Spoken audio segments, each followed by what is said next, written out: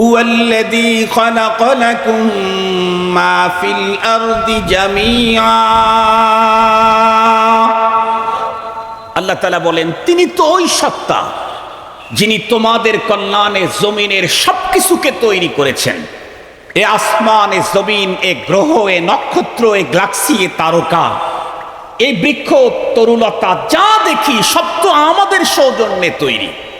এমনকি আল্লাহ পাক আসমান তৈরি করেছেন সাতটা, কিন্তু সুন্দর করে সাজাইছেন হলো সামা উদ্দুনিয়া, প্রথম আসমানকে। কেন? এই আসমানের নিচে আসমান জমিন যাদের জন্য তৈরি করা হয়েছে তারা থাকবে এই আসমানের নিচে। এই জন্য এই আসমানকে তারকা, চন্দ্র, সূর্য, গ্যালাক্সি কত কিছু দিয়া এটাকে সাজায় রেখেছেন। এসব আমাদের জন্য তৈরি। কোরআন শরীফের মধ্যে আছে। আয়াত বলে বলে তর্জমা করতে গেলে নির্ধারিত টাইমে আমার মূল জায়গায় যা মিস করতে পারি। এই কারণে শুধু মূল কথাটা বলে দিলাম। সবকিছু তৈরি করলেন রব আমাদের জন্য, মানুষের জন্য। মানুষ কাকে বলে? যার ভিতরে মনুষ্যত্ব আছে সে হলো মানুষ। যার ভিতরে মনুষ্যত্ব নাই সে মানুষ নয়। আল্লাহ পাক নিজেই বলেন, উলাইকা কাল আনআম বাল হুম আদাল। আল্লাহ বলেন, ও মানুষ না, চতুষ্পদ জন্তুর ন্যায়। আল্লাহ বলেন, না না, তার চাইতেও খারাপ।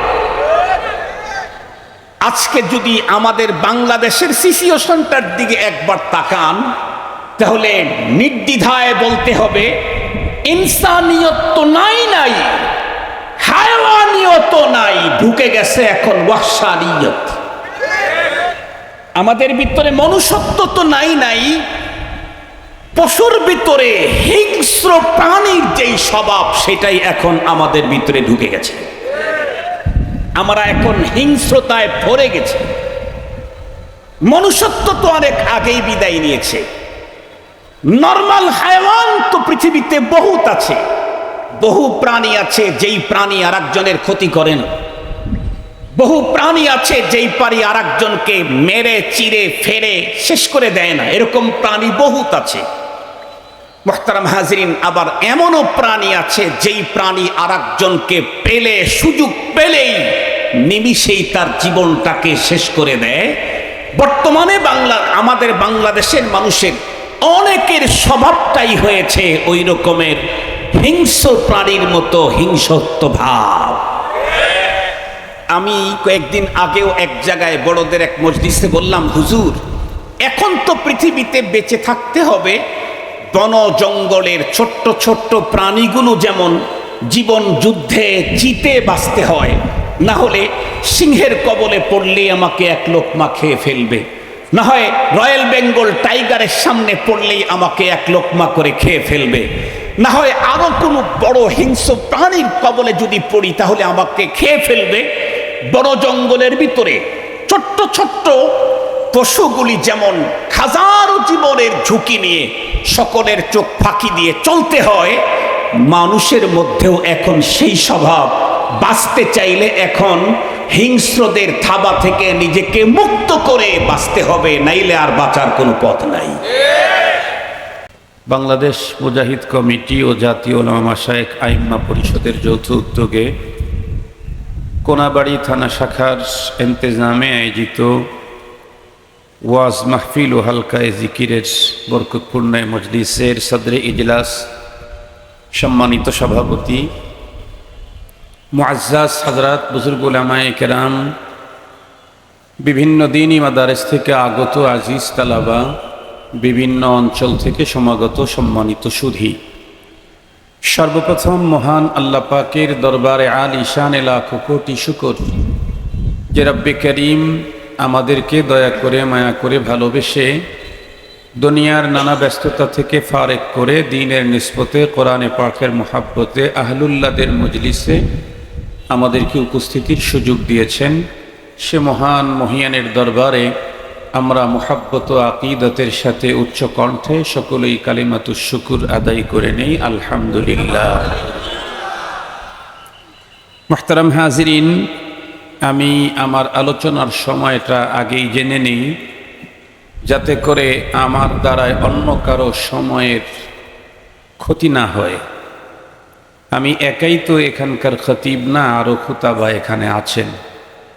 আমার চেষ্টা থাকে আমি যদি কোনো ভালো কাজ করতে নাও পারি, কমপক্ষে আমার দ্বারা যেন মন্দটা না হয়।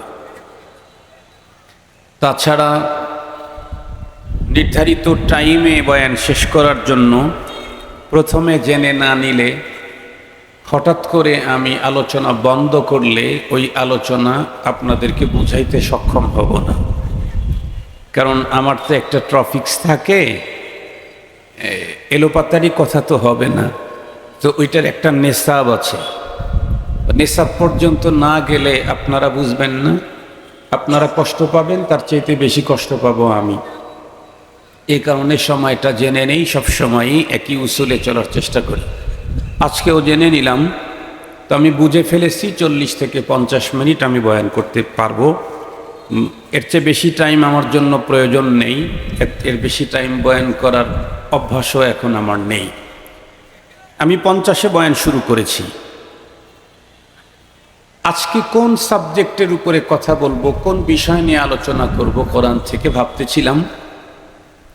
এখানে স্টেজে চেয়ারে বসার পরে দুইটা সাবজেক্ট মাথার মধ্যে এসে মোনাকাশা করতেছিল, দুইটা সাবজেক্ট। পরবর্তীতে আলহামদুলিল্লাহ দিলের ভিতরে আসলো যে না, কোরআনে হাকিমের সর্বশেষ আয়াতে কারিমা আল্লাহ পাক যেটা নাজিল করেছেন, এই আয়াতে কারিমাতে রব কি বার্তা দিয়েছেন, এই বার্তাটা আপনাদেরকে জানানো বেশি দরকার। আমরা জানি পিতা মাতার প্রত্যেকটা নসিহত সন্তানের জন্য অবশ্য পালনীয়, এবং সেখানেই সন্তানের কল্যাণ এবং মুক্তি, সফলতা, এটা আমরা জানি। সাথে সাথে এটাও জানি সন্তানেরা যতদিন বাবা বেঁচে থাকেন ততদিন পর্যন্ত বাবার অনেক মূল্যবান নসিহতকে মূল্যায়ন করে না। জীবনে বহু দেখেছি যে অনেক মানুষ এমনও দেখেছি যে বাবা জীবদ্দশায় সন্তানকে 100টা নসিহত করেছে, একটাও সে মানে নেয়, কিন্তু সেই ছেলেটাই বাবার অন্তিম মুহূর্তে যে নসিহত আর ওসিয়ত করে গেছেন, সেইগুলির প্রতি অন্যদের তুলনায় এ বেশি যত্নবান হয়। এটাও জীবনে দেখেছি বহুবার। কোরআনে হাকিমের প্রতিটি বাণী, প্রতিটা কথা, প্রতিটা শব্দ আমাদের জন্য অবশ্য পালনীয়। ঐচ্ছিক কোনো বিষয় এখানে নেই যে আমি মানলাম মানলাম, না মানলাম না মানলাম। এ জাতীয় কোরআনের মধ্যে এ জাতীয় কিছু আছে নাকি যে আমি কোরআনের এই অংশ মানলাম মানলাম, না মানলাম না মানলাম? এমন ঐচ্ছিক কোনো বিষয় কোরআন না। কোরআনের টোটালটার উপরে আমাকে ঈমান আনতে হবে, আর আদেশ আর নিষেধ যেগুলি, এগুলি প্রত্যেকটাকে আমাকে মেনে চলতে হবে যদি আমি মুমিন হিসাবে আল্লাহর কাছে বিবেচিত হতে চাই। এর বিকল্প কোনো পথ নাই। কোরআনের প্রত্যেকটা বার্তা, প্রত্যেকটা মেসেজ, কোরআনে পাকের প্রত্যেকটি ওয়ার্ডার আমাদের জন্য অবশ্য পালনীয়। এর মধ্যেও তো আবার আল আহাম ফাল আহাম আছে। যেহেতু কোরআনে পাকের সর্বশেষ আয়াতে কারিমাটা আমি তেলাওয়াত করেছি, আমরা প্রত্যেকেই জানি শেষ কথাটা মানুষের অনেক বেশি দামি হয়। রব্বুল আলামিনের শুরুর কথাই তো এত বেশি দামি যে পৃথিবীর সমস্ত মানুষের সম্মিলিত শেষ কথাকে যদি এক জায়গায় করা হয়, তাতেও রবের প্রথম কথার সমান দাম হতেই পারে না। রব্বে করিম কোরআনে হাকিমে সর্বশেষ আয়াতে কারিমা যেটা নাজিল করেছেন, সেইখানে আমাদেরকে বিশেষ একটা অর্ডার করেছেন। আল্লাহ তাআলা বলেন, ওয়াত্তাকু ইয়াউমা, তোমরা ভয় করো ওই দিনকে, তুরজাউনা ফীহি ইলাল্লাহ, যেদিন তোমাদের প্রত্যেককেই ফেরত যেতে হবে আল্লাহর কাছে। সুম্মা তুওয়াফা কুল্লু নাফসিম মা কাসাবাত, এরপরে পুরাপুরি দিয়ে দেওয়া হবে। কি বললাম? পুরাপুরি দিয়ে দেওয়া হবে যা সে অর্জন করেছে, ভালো হোক আর মন্দ হোক। ভালোও পুরা দেওয়া হবে, মন্দও পুরা দেওয়া হবে। ওয়াহুম লা ইউযলামুন, কিঞ্চিত পরিমাণে কার উপরে জুলুম করা হবে না। এটা হলো তেলাওয়াতকৃত আয়াতে কারিমার সরল তর্জমা। এই আয়াতে কারিমাতে আল্লাহ পাক আমাদেরকে সর্বশেষ একটা অর্ডার করেছেন। এই আয়াতের পরে কোরআন শরীফের অন্য কোনো আদেশ নিষেধের আয়াত আর নাজিল হয়নি। সর্বশেষ অর্ডারটা আল্লাহ পাকের কি? আখিরি অর্ডার কোরআনে যেটা নাজিল করেছেন সেটা হলো ওই দিনকে ভয় করো যেদিন তোমাদের প্রত্যেককেই আল্লাহর সামনে উপস্থিত হতে হবে। মুহতারাম হাজিরিন, ভয়ের কথা আল্লাহ পাক সবার শেষে বললেন কেন? সর্বশেষ অর্ডারটা ঈমান আনার কথা বললেন না কেন? সর্বশেষ অর্ডারটা জামিউল ইবাদাত সালাতের কথা বললেন না কেন? সর্বশেষ অর্ডারটা সবচেয়ে সংক্ষিপ্ত পথে আল্লাহর ওলি হওয়ার যে ফর্মুলা, রোজার কথা বললেন না কেন? হজের কথা বললেন না কেন? এর মূল কারণটাই আপনাদের খেদমতে পেশ করা আমার আজকের মূল টার্গেট। এই কথাটা বুঝতে চাইলে বর্তমান পৃথিবীর অবস্থা আগে আমাদের মাথার মধ্যে নিয়ে আসলে পরবর্তীতে কোরআনের সলিউশন লাগায় দিলে কাম কমপ্লিট হয়ে যাবে ইনশাআল্লাহ। আপনারা বলেন তো দেখি, আমাদের যাদের 50 বছর বয়স, 45 বছর বয়স, 60 বছর বয়স, আপনারা বলেন ছোটবেলায় আমরা আমাদের দেশে, আমাদের সমাজে, আমাদের ফ্যামিলিতে মানুষদের যেই স্বভাব চরিত্র সিস্টেম পদ্ধতি দেখেছি, এখন কি হুবাহু সেটাই আছে না পাল্টে গেছে? পাল্টে গেছে। এই যে পাল্টে গেছে এটা দুই রকমের। কিছু পরিবর্তন তো প্রশংসনীয় এবং প্রয়োজনীয়। যেমন আপনাদের মনে পড়ে কিনা, আমার তো খুব মনে পড়ে, ছোটবেলায় বাবার হাত ধরে হাটে যাইতাম, হাট দেখার জন্য। কন্টিনিউ প্রতিদিন হাট বসতো না। আমাদের এলাকার লোকাল বাজার হলো ধানগড়া। এটা সপ্তাহে 2 দিন, এখনো 2 দিনই আছে, রবিবার এবং বুধবারে। আগের থেকেই বাবাকে বলতাম, আব্বু আপনার সাথে কিন্তু বাজারে যাব, হাটে যাব। হাটে যে যাইতাম টোটাল রাস্তা হেঁটে যাওয়া লাগতো। গাড়ি তো দূরের কথা, গাড়ি চলার মতো রাস্তাই ছিল না। গাড়ি তো রাস্তা থাকলেই তো গাড়ি চলবে, গাড়ি তো ছিল না, গাড়ি চলার মতো রাস্তাও ছিল না। সে তখন যাইতাম, তখনকার দোকানগুলি ছোট ছোট হইতো।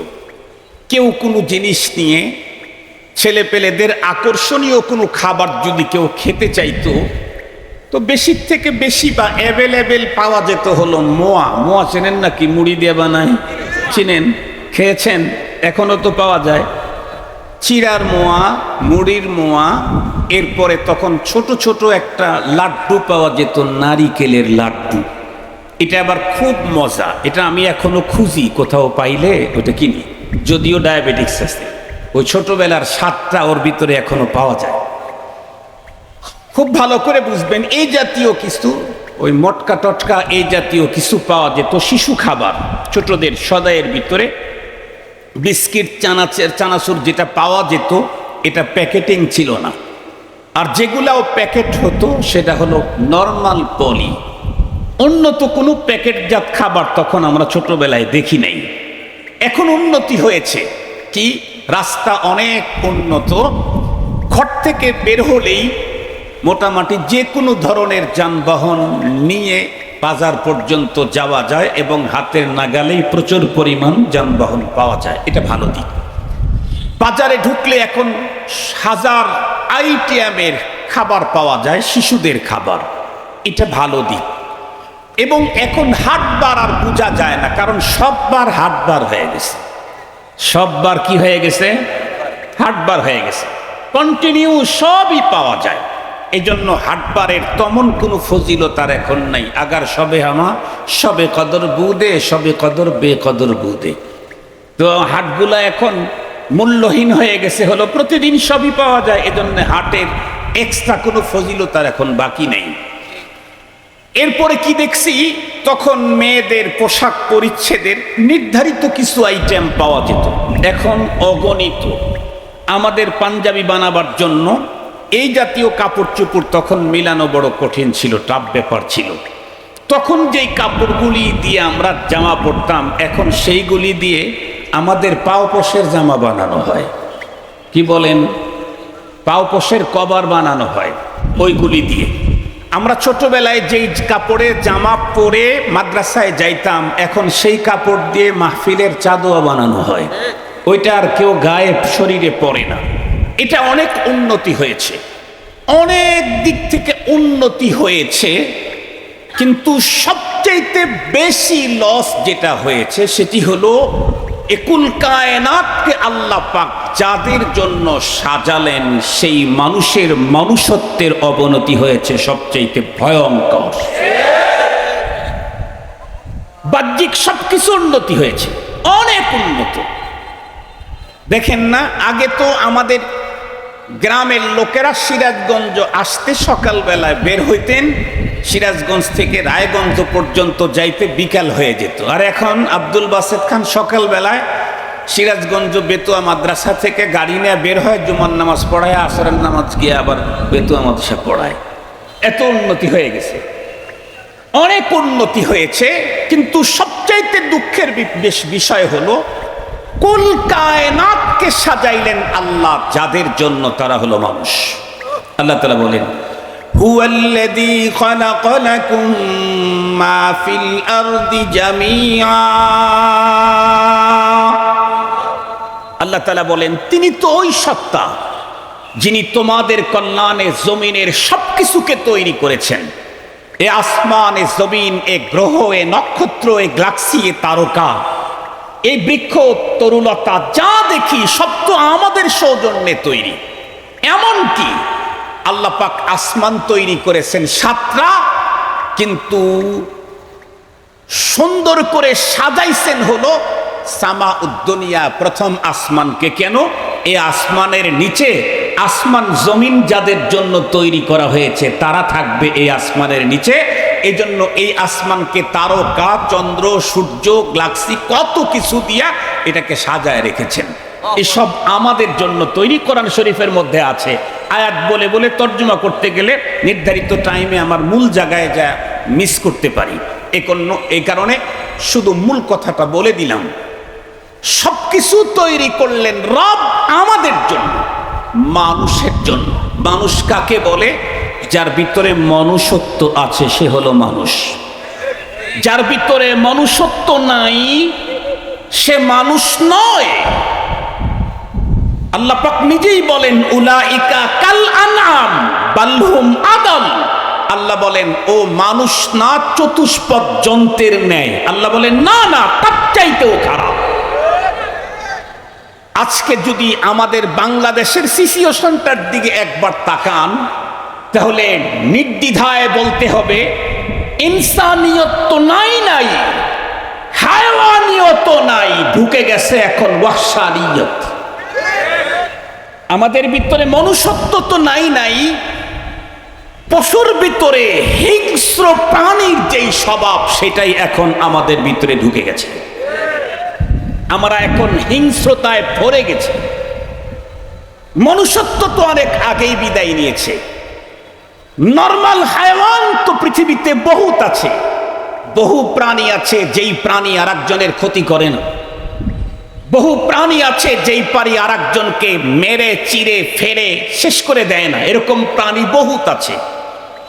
মুহতারাম হাজিরিন, আবার এমনও প্রাণী আছে যেই প্রাণী আর একজনকে পেলে, সুযোগ পেলেই নিমিষেই তার জীবনটাকে শেষ করে দেয়। বর্তমানে আমাদের বাংলাদেশের মানুষের অনেকের স্বভাবটাই হয়েছে ওই রকমের হিংস্র প্রাণীর মতো হিংস্রত্ব ভাব।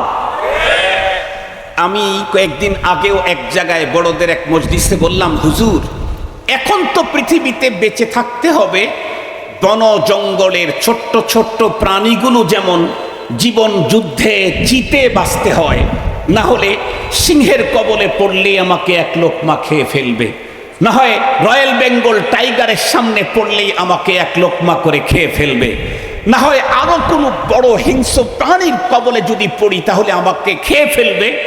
বড় জঙ্গলের ভিতরে ছোট্ট ছোট্ট পশুগুলি যেমন হাজারো জীবনের ঝুঁকি নিয়ে সকলের চোখ ফাঁকি দিয়ে চলতে হয়, মানুষের মধ্যেও এখন সেই স্বভাব।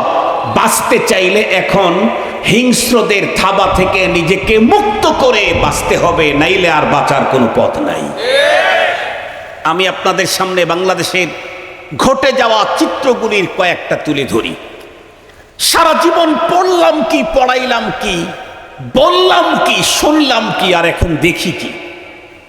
কোরআন হাদিস আপাতত ইয়া রাখলাম, ওটা তো আরো বড় কথা, নর্মাল কথা বলি।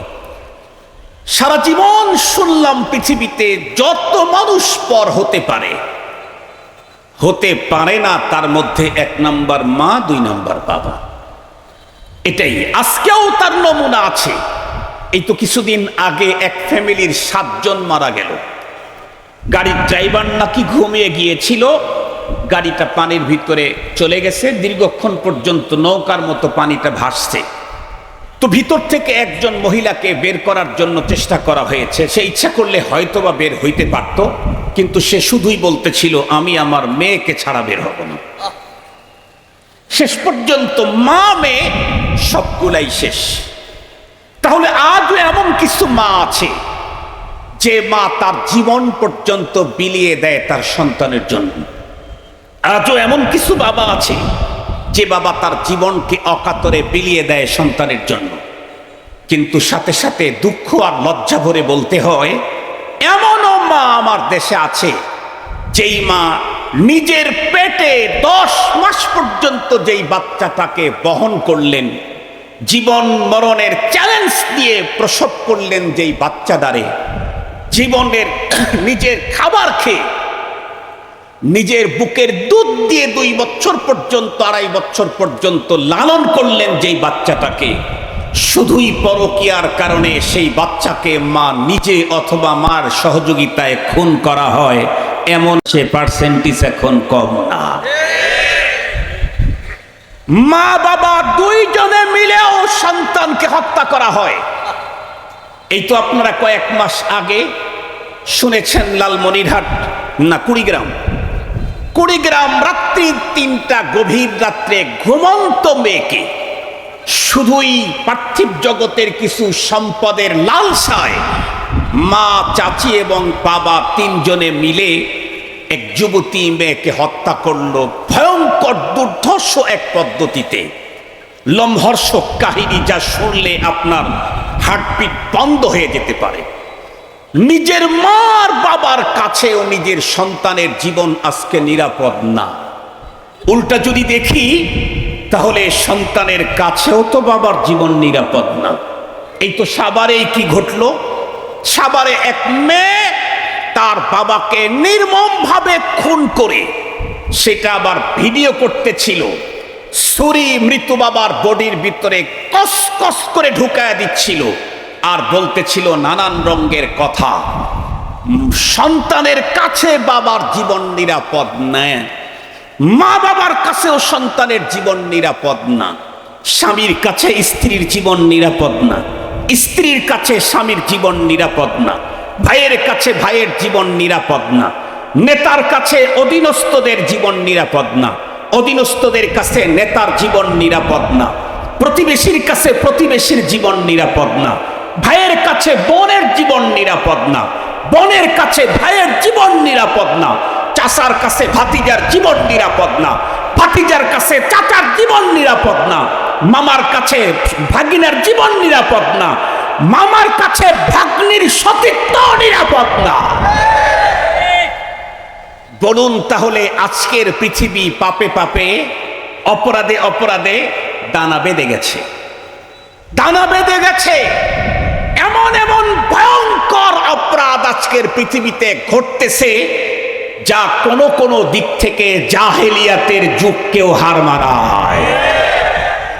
আমি যখন বলতেছিলাম কোনো এক প্রোগ্রামে যে মেয়ে তার বাবাকে এভাবে নির্মম হত্যা করলো, হঠাৎ করে একজন আমাকে বলল, হুজুর জাহেলিয়াতের যুগকেও হার মানিয়েছে।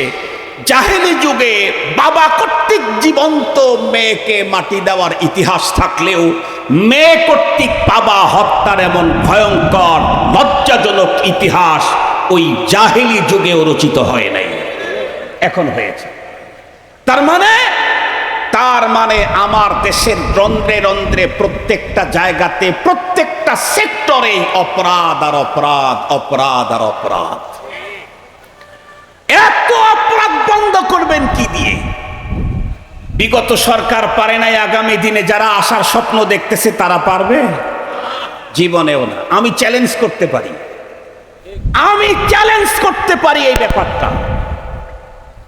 এই অপরাধ মুক্ত করতে চাইলে একমাত্র পদ্ধতি, এই মানুষকে যিনি তৈরি করেছেন এদেরকে সাইজ আর সঠিক এবং সৎ পথে চালাবার জন্য বিধান যিনি দিয়েছেন তারটা মানলেই কেবল মানুষ সোজা করা সম্ভব, অন্যথায় সম্ভব নয়। যিনি তৈরি করেছেন উনি জানেন কোন বাটনে চিপ দিলে কি বের হবে। কথা বলেন। যিনি তৈরি করেছেন উনি জানেন কোন বাটনে চিপ দিলে কি হবে, কোন জায়গায় তেল দিতে হবে, কোথায় পানি দিতে হবে, কোথায় মোবিল দিতে হবে, কোন জায়গার ভিতরে গিয়ার অয়েল দিতে হবে, কোথায় ব্রেক অয়েল দিতে হবে। মুফতি সাহেবকে জিজ্ঞাসা করে লাভ নাই। এদেশের কি বলেন ইন্টারিম সরকারের যে প্রধান, তাকে জিজ্ঞাসা করেও লাভ হবে না। মেশিন যে তৈরি করেছে তাকেই জিজ্ঞাসা করতে হবে। তাই যদি হয় তাহলে এই মানুষগুলাকে অপরাধ মুক্ত করতে চাইলে এই সরকার আর ওই সরকার হবে না, যিনি মানুষ তৈরি করেছেন তারাই জিজ্ঞাসা করতে হবে। উনি কে? আরো জোরে বলেন, উনি কে? অশান্তকে, এই পৃথিবীকে শান্ত করবার জন্য ফর্মুলা নতুন আমদানি করা দরকার না, আমদানি করাই আছে। তার নাম কি? আর একটু জোরে বলেন, তার নাম কি? অশান্ত পৃথিবীকে শান্ত করবার জন্য নতুন ফর্মুলা আসমান থেকে আমদানি করার প্রয়োজন নাই, সিস্টেমও নাই। প্রয়োজন নাই, সিস্টেমও নাই। কিয়ামত পর্যন্ত আর কোন পদ্ধতি আসমান থেকে আল্লাহ পাক নাজিল করবেন না। নাজিল করাই আছে, আমদানি করাই আছে, শুধু আমরা ফলো করলেই হয়ে যায়। মুহতারাম হাজরিন, তাম পৃথিবীর মানুষকে যদি অপরাধ মুক্ত করতে চাই, নতুন একটা অপরাধ বাড়বে। সেই অপরাধ বন্ধ করার জন্য নতুন একটা সংস্থাকে বাড়ানো হবে। কিছুদিন পরে দেখবেন ওই সংস্থার লোকেরাই ওই অপরাধে জড়ে গেছে। বাংলাদেশে এর প্রমাণ কয়টা নিবেন না কয় হাজার নিবেন না কয় লাখ নিবেন? কথা বলেন না কেন? পুলিশ প্রশাসনকে আমাদের দেশে তৈরি করা হয়েছে হলো কি জন্যে? যারা আকাম কুকাম অন্যায় করে এগুলি বন্ধ করার জন্য। বলেন দেখি, বাংলাদেশে মহিলা পুলিশ পুরুষ পুলিশের দ্বারায় আক্রান্ত হয়েছে না হয় নাই? তাহলে ওকে ঠিক করবে কেডা? ওরে ঠিক করবে কেডা? বাংলাদেশে দুর্নীতিকে দমন করার জন্য দুদক, বুড়ো, চ্যাংড়া, জোয়ান, আরো কত কিছু আছে। দেখছেন না আপনারা, শুনছেন না জীবনে? কিন্তু বলুন তো দেখি, দিন যত বাড়তেছে দুর্নীতি কমতেছে না দুর্নীতির অ্যামাউন্ট বাড়তেছে? অ্যামাউন্ট বাড়তেছে। আমাদের বাংলাদেশে দেখবেন কিছু গাড়ি ঢাকা শহরেও চলে, সারা দেশেই চলে, যে গাড়িগুলাতে চেকার থাকে। চেকার দুই রকমের, একটা ফ্লাইং চেকার থাকে আর একটা নর্মাল চেকার থাকে। কোম্পানির মালিক চিন্তা করে যে যেখান থেকে গাড়িটা সারছে ওখান থেকে তো ছেড়ে দিয়েছে মূল জায়গা থেকে, ওখান থেকে 20 জন যাত্রী নিয়ে রওনা করেছে। কিছু দূর আসার পরে জায়গা থেকে গাড়ি প্যাসেঞ্জার উঠাইতে আর দাঁড়ানোর জায়গা থাকে না। এইগুলাকে ধরার জন্য জায়গায় চেকার ঠিক করে দিয়েছে। সেই চেকারগুলা আবার ঠিক মতো চেক করে কিনা, ওই চেকারদেরকে চেক করার জন্য আবার ফ্লাইং চেকার দেওয়া হয়েছে। কিন্তু এতগুলি চেকার দিয়ে মালিকের লাভ হয়েছে কি? আগে তো 3 জনে খাইতো, ড্রাইভার আর সুপারভাইজার আর হেল্পার, এখন খায় 5 জন। এখন খায় কয়জন? আর একটু জোরে বলেন, কয়জন? তাহলে কি বন্ধ হয়েছে না বেড়ে গেছে? আর জোরে বলেন, বন্ধ হয়েছে না বেড়ে গেছে? আগে তো দুর্নীতি করতো 1 জন 2 জন 3 জন দুর্নীতি করতো। এই দুর্নীতিকে ধরার জন্য যাকে ঠিক করছে উনিও দুর্নীতিতে আক্রান্ত হয়ে গেছেন। ওইটাকে চেক করার জন্য আর একজনকে ঠিক করছে, উনিও খাওয়া শুরু করছেন। তাহলে আগে 5 জনে খাইতো 5 লাখ, এখন 10 জনে খায় 15 লাখ।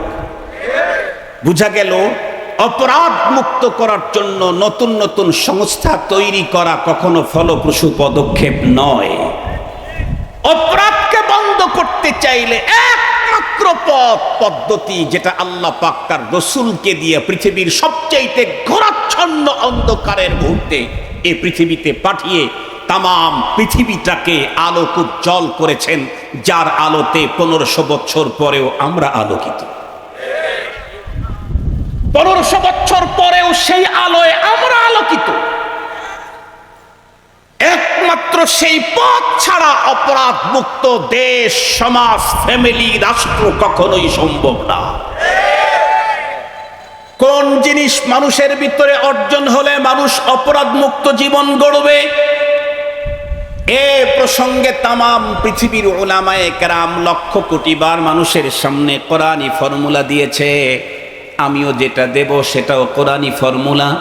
সেটি হলো মাত্র 2টা জিনিস যদি একজন মানুষের অন্তরের ভিতরে ঢুকায়া দেওয়া যায়, তাহলে ওই লোকটা, বন্ধুরা আমার, লোকালয় গোপনে পানির ভিতরে, বন্ধুরা আমার, মঙ্গল গ্রহে একদম বিশাল বড় অরণ্য আর জঙ্গলের ভিতরে একে একে আর লোকালয় কোথাও কোনো অবস্থাতেই অপরাধে জড়তে পারবে না। সেটা হলো 1 নাম্বার হলো আল্লাহর ভয়, পরপারের প্রতি বিশ্বাস। যে মানুষের অন্তরের ভিতরে থাকবে আল্লাহর ভয়, যে মানুষের অন্তরে থাকবে আমাকে তো পরপারে একদিন আল্লাহর সামনে দাঁড়াইতেই হবে, সেই দিন তো আমাকে জানায় দেওয়া হয়েছে লা ইয়াজালু কাদামা ইবনে আদম হাত্তা ইউসআলা আন খামসিন। সেদিন একজন মানুষ 1 পা সামনে আগাইতে পারবে না যতক্ষণ পর্যন্ত সে 5টা প্রশ্নের উত্তর দিতে না পারে। তার ভিতরে একটা হলো, তোমাকে জীবন দিয়েছিলাম, জীবন কোন কাজে ব্যয় করেছো? তোমাকে যৌবন দিয়েছিলাম, যৌবন কেমনে কাটাইছো? সম্পদ তুমি কোন জায়গা থেকে অর্জন করেছো, কোথায় তুমি ব্যয় করেছো? এভাবে আমাকে জিজ্ঞাসা করা হবে। রব্বুল আলামিনের সামনে আমাকে উপস্থিত করা হবে। রব্বুল আলামিন কোরআনে হাকিমে জায়গায় বলে দিয়েছেন, দুনিয়াতে অপরাধ করুক আর নেকির কাজ করুক, এজন্য মানুষ অবশ্যই ভালো মন্দ কিছু পায়, কিন্তু এগুলি পূর্ণ পাওনা তাকে দেওয়া হয় না। পূর্ণ পাওনা প্রতিটি মানুষকে দেওয়া হবে পরপারে। আল্লাহ পাক রব্বুল আলামিন বলেন, কুল্লু নাফসিন যায়িকাতুল মাউত ওয়া ইন্নাকুম তুওয়াফাউনা উজুরাকুম ইয়াওমাল কিয়ামাহ ফামান যুহজিহা আনিন নারি ওয়া উদখিলাল জান্নাতা ফাকাদ ফাজ ওয়া মাল হায়াতুদ দুনিয়া ইল্লা মাতাউল গুরুর। প্রত্যেকটি প্রাণীকে মৃত্যুর স্বাদ গ্রহণ করতেই হবে, মরণের কোলে ঢলে পড়তেই হবে, কখন জানি না। বয়ান শেষ করে গাড়ি পর্যন্ত যেতে পারবো গ্যারান্টি নাই। বয়ানটা শেষ নির্ধারিত টাইম পর্যন্ত দুনিয়াতে টিকবো তারও কোনো, বন্ধুরা আমার, গ্যারান্টি নাই। এদেশের কত খতিবকে দেখলাম মসজিদে নামাজ পড়াবার জন্য বাসা থেকে সুন্দর করে প্রস্তুতি গ্রহণ করে যাইতেছিলেন, পথের মধ্যেই শেষ হয়ে গেলেন। ঈদের দিনে নামাজ পড়ানোর জন্য পথ চলা শুরু করলেন, রাস্তার ভিতরে অ্যাক্সিডেন্ট করে হুজুরের আর ঈদগাহ মাঠ পর্যন্ত যাওয়া হলো না। নিজের চোখে কত মানুষকে দেখলাম বিবাহের বাজার কমপ্লিট করেছে, এমনকি গোসলটাও হয়ে গেছে।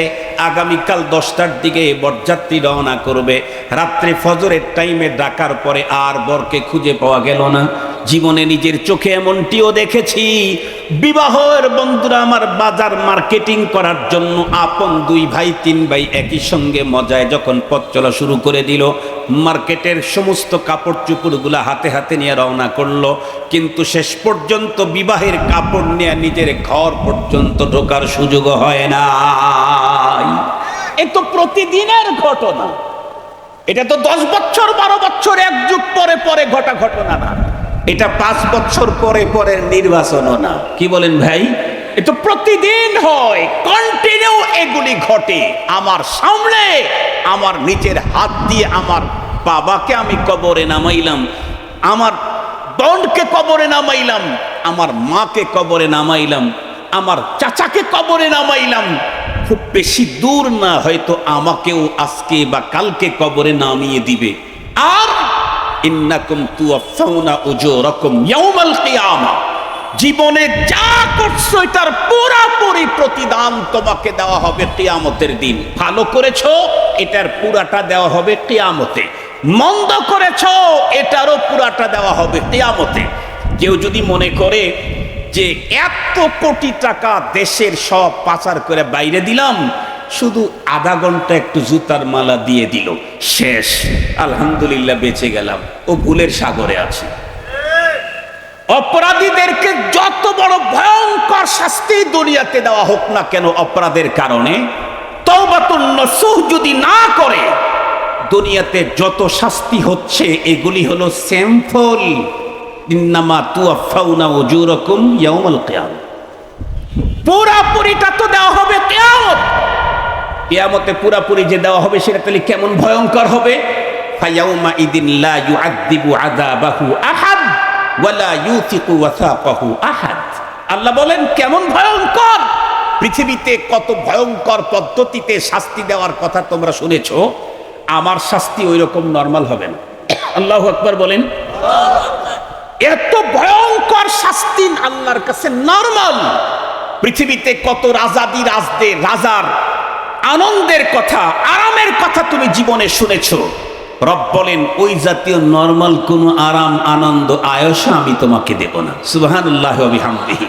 রব যেমন তার সাজাও তেমন, জাযাও তেমন, জাযাও তেমন, সাজাও তেমন। সঙ্গত কারণে কোনো একজন মানুষের অন্তরে যদি রবের ভয়, পরপারের প্রতি বিশ্বাস যদি ঢুকানো যায় যথাযথ, তাহলে আল্লাহর নামের কসম করে বললে কাফারা দিতে হবে না, এই লোকটাকে দিয়ে জোর করেও অপরাধের কাজে জড়ানো যাবে না। মুহতারাম হাজরিন, এখন কথা হলো, সত্যি কি এমন হয় আল্লাহর ভয় অন্তরে ঢুকলে সে আর অপরাধে জড়ায় না? জি, সত্যি এরকম হয়। একেবারে খায়রুল কুরুন থেকে শুরু করে সাহাবী, তাবেঈ, তাবেঈ তাবেঈ, আইম্মায়ে মুজতাহিদিন থেকে শুরু করে আজকের যুগ পর্যন্ত, আজকের এই ক্ষণ, এই মুহূর্ত পর্যন্ত পৃথিবীর লক্ষ কোটি ইতিহাস আছে যেই মানুষগুলি কন্টিনিউ নতুন নতুন নারী না হলে তার ঘুম হতো না, এই জাতীয় মানুষটার অন্তরে যখন আল্লাহর ভয় ঢুকায় দেওয়া হয়েছে, এই লোকটা বেগানা নারীর দিকে তাকানের পরিবেশের ভিতরে বসে থাকলেও কখনো ডান বাম তাকায় না, মাথা নিচের দিকে দিয়ে চোখ নিম্নগামী করে থাকে। এটা আমার নিজের চোখে দেখা। কয়জনের কথা বলবো, কয়জনের কথা বলবো?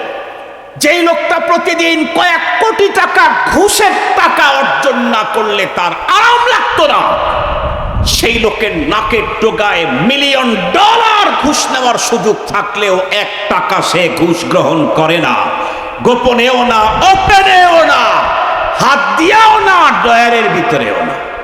ডয়ারের ভিতরে বুঝেন তো, বাংলাদেশে এরকম বহু নামাজি আছে, বহু নামাজি আছে, রোজাদার আছে, রমজান মাসে রোজাও রাখছে, এরপরে নামাজও পড়েছে, রমজান মাসে সুদ নিজের হাতে, ঘুষের টাকা হাতে নেয় না, বলে ভাই টুপিটা নামাজ পড়ে আসতে টুপি মাথার মধ্যে আছে, সরকারি কর্মকর্তা কর্মচারী, বড় এক অ্যামাউন্ট মিটছে তো বলতেছে ভাইজান ওই টাকাটা, উনি ড্রয়ারটা এভাবে টান দিয়ে বলে রমজান মাস, সেটা ডাইরেক্ট হাত দিয়ে ধরি কেমনে, এখানে রেখে দেন। তার মানে পার্সেল। আপনিও মনে রাখেন, আজ যাবো আপনাকে পার্সেলই পাঠানো হবে। আপনার পদ্ধতি যত উন্নত, রবের পদ্ধতি তার চাইতে ভয়ঙ্কর উন্নত। যত হিসাব আপনি জানেন তার চাইতে অনেক গুণে বেশি হিসাব রবের কাছে রেডি করা আছে। মুসলমান ভাইরা আমার খুব ভালো করে বুঝবেন, তাহলে তাম পৃথিবীকে অপরাধ মুক্ত করতে চাইলে মাত্র দুইটা জিনিস যদি মানুষের অন্তরের ভিতরে বসায় দেওয়া যায়, কসম আল্লাহর, এই মানুষটা গোপনে ওপেনে কখনোই কোনো অপরাধের সঙ্গে জড়িত হতে পারে না। এক নাম্বার হলো আল্লাহর, বন্ধুরা আমার, আল্লাহর ভয়, পরপারের প্রতি বিশ্বাস। আল্লাহর ভয়, পরপারের প্রতি বিশ্বাস আমি আমার অন্তরে কেমনে নেব? কোন জিনিস বন্ধুরা আমার এমন আছে যেই জিনিসটা আমি অর্জন করলে ভিতরে আল্লাহর ভয় আসবে, পরপারের প্রতি বিশ্বাস আমার তৈরি হবে।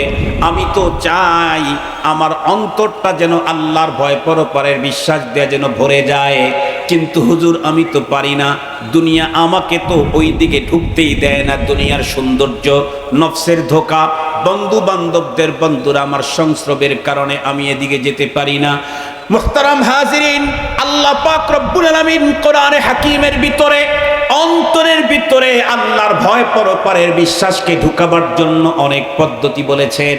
তার ভিতরে সবচাইতে নিরাপদ সুন্দর পদ্ধতি হলো ইয়া আইয়ুহাল্লাযীনা আমানুত্তাকুল্লাহ ওয়া কুনু মা'আস সাদিকিন।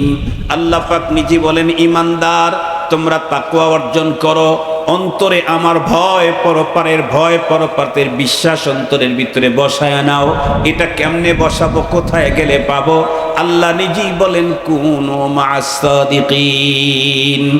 আল্লাহওয়ালার সংস্রব অর্জন করো, তাদের সোহবত এখতিয়ার করো, তাদের মাইয়াত তুমি অর্জন করো, তাদের সঙ্গ দাও, তাদের কাছে থাকো, তাদের কাছে বসো, তাদের সঙ্গে পথ চলো। দেখবে তাদের অন্তরের তাকওয়ার খোদাভীতি তোমার অন্তরের ভিতরে তৈরি হইতে অনেক লম্বা টাইম লাগে না। মুসলমান ভাই খুব ভালো করে বুঝবেন, পৃথিবীর যত মানুষই বলুক না কেন, আমাদেরকে ক্ষমতায় দাও, আগামী দিনে দেশটাকে অপরাধ মুক্ত করব, মনে রাখেন যে নিজেই অপরাধ মুক্ত হতে পারে নাই, সে কখনো দেশটাকে অপরাধ মুক্ত করতে পারে না। আমাদের মুহাম্মদুল্লাহ হাফিজ হুজুর রহমাতুল্লাহি আলাইহি, ওনার কাছে বাংলাদেশের কোন এক ইসলামী দলের এক লোক গিয়ে বলছে, হুজুর আপনি আমাদের জন্য একটু দোয়া করেন। হুজুর তো খুব একেবারে সাদা সিধা মানুষ ছিলেন, তো কিসের দোয়া করব? তো বলে আপনি দোয়া করেন যাতে করে আমরা পুরা বাংলাদেশে ইসলামী হুকুমত কায়েম করে ফেলব। মনে করছে মুস্তাজাবুদ দাওয়াত এই লোকটাকে কোন রকম করে দোয়া নিতে পারলে আমাদের জন্য ফায়দা হয়ে যাবে। কিন্তু আল্লাহওয়ালারা সাদা সিধা হন, তবে বেকুফ হন না। আল্লাহওয়ালারা কি হন? আবার বলেন কি হন? তবে নাদান আর বেকুফ হন না। বরং আরেক হাদিসের দিকে তাকাইলে তো আল্লাহওয়ালার চোখ যত দূরে যায়, অত দূরে আজকের পৃথিবীর কোন আবিষ্কারকের আবিষ্কৃত ক্যামেরাও অত দূরে যায় না। ইত্তাকু ফিরাসাতাল মুমিন ফাইন্নাহু ইয়ানজুরু বিনুরিল্লাহ। এটা আমার কথা না। ইত্তাকু ফিরাসাতাল মুমিন ফাইন্নাহু ইয়ানজুরু বিনুরিল্লাহ। ওটা বলতে চাই না, যেটা বলতেছিলাম, হাফিজ হুজুর রহমাতুল্লাহি আলাইহি তখন ওই লোকটার চেহারার দিকে তাকাইলেন, তাকায় পুরা একেবারে পায়ের থেকে না মাথা পর্যন্ত তাকায় বললেন, বাবা আমি দোয়া করলেও তো তোমার দিয়ে এই কাজ হবে না। কেন? তো জিজ্ঞেস করছে, বাংলাদেশ কত বর্গ মাইল? বলে এত হাজার বর্গ মাইল। তোমার বডি কত বর্গ মাইল? বলে না আমার বডি তো হুজুর বর্গ মাইল না, 3.5 হাত আমার হাতে, 3.5 হাত। হুজুর বললেন, তুমি তোমার 3.5 হাত বডির ভিতরে ইসলাম কায়েম করতে পারো নাই, এত বড় বাংলাদেশে তোমার দ্বারাই হবে না। কথা কি বুঝাইতে পারছি আপনাদেরকে? প্রথমে কাকে দিয়ে আপনি অপরাধ মুক্ত রাষ্ট্র গঠন করতে চান, যে নিজেই অপরাধের সাথে জড়িত? তাহলে সূর্য একদিন পশ্চিম দিক থেকে উদয় হবে, এটা সত্য। তবে এই জাতীয় মানুষ দিয়ে কখনো রাষ্ট্র আর সমাজকে অপরাধ মুক্ত করা সম্ভব নয়। কশ্চিন কালেও সম্ভব হবে না। এই জন্য আমাদেরকে সামনে দিন আসতেছে, ভেবে চিন্তে ফিকির করে পথ চলতে হবে। কয়েকদিন আগে একটা জাতীয় সেমিনারে বাংলাদেশের একজন বর্তমান সময়ের একজন গুরুত্বপূর্ণ ব্যক্তি হাসির ছলে মজার ছলে বলেছিলেন, আপনাদেরকে সজাগ হতে হবে, সুযোগ ঘুরে আসতে কিন্তু 18 বছর লাগে। উনি বলেছিলেন সুযোগ আসতে, একবার সুযোগ আসতে কয় বছর লাগে? 18 বছর লাগে, কথাটা বলেছিলেন। মুহতারাম হাজিরিন, আমি লম্বা কথা বলতে চাই না, আমার শেষ কথা হলো দুইটা। সত্যি কি আমরা শান্তি আর নিরাপত্তার দেশ চাই? সবাই নিরাপদে ঘুমাবো, আমার মেয়ে রাস্তায় যাবে, কোনো বখাটে তাকে ডিস্টার্ব করবে না, আমার সন্তান কলেজে যাবে, তার লাশ বাসায় আসবে না, অন্য সন্তানের দ্বারা আক্রান্ত হবে না। এরকম কি চাই? আমি আমার ব্যবসা আমাকে আল্লাহ বরকত দিবে, কিন্তু চাঁদা নিতে এসে আমার সন্তানকে কেউ নির্মমভাবে পাথর মেরে হত্যা করবে না। এরকম কি চাই? আমি রাস্তা দিয়ে রাত্রে অন্ধকারে নিরাপদে চলবো, কেউ আমাকে আঘাত করার সাহস করবে না, চাই? তাহলে অবশ্যই প্রথমেই চয়েস করতে হবে নেতাকে, তারপরে হবে তার নীতি। এমন একজন নেতা, এমন কিছু মানুষকে চয়েস করতে হবে যারা 50 বছর তাদের লাইফ বাংলাদেশে কাটিয়েছে, 40 বছর লাইফ বাংলাদেশে কাটিয়েছে, 60 বছর পর্যন্ত বাংলাদেশেই ছিল। এই অতীতের 60 বছরে এই জাতীয় কোনো জুলুম, নির্যাতন, হয়রানি একটাও যার দ্বারা এ পর্যন্ত হয় নাই। তাদের ব্যাপারে যতটুকুন আমরা নিরাপদ থাকি, যাদের দ্বারায় অতীতে হয়েছে আগামী দিনে না হওয়ার নিরাপত্তা আমরা পাই না।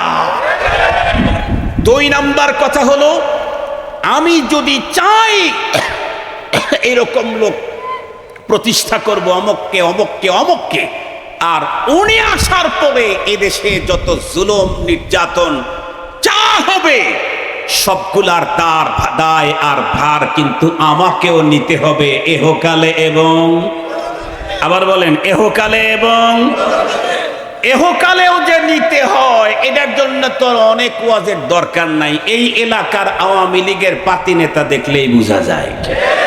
আওয়ামী লীগের পাতি নেতারা এখন আছে কি আর? কথা বলেন না কেন? অনেকেই নাই। যারা ওই নাম্বারই করে নাই তারা আছে, যারা করেছে তারা কেউ নাই। তার মানে রাষ্ট্রীয় ক্ষমতায় সে ছিল না, সে এমপি ছিল না, সে মন্ত্রী ছিল না, কিন্তু এলাকাতে ছিল, তাদের অপকর্মের সহযোগিতা করেছে, সুযোগ পেলে তারাও একটা চাটন চুটন দিয়েছে। এই জাতীয় লোকগুলা দুনিয়াতেই শাস্তি শুরু হয়েছে না হয় নাই? আর একটু জোরে বলেন।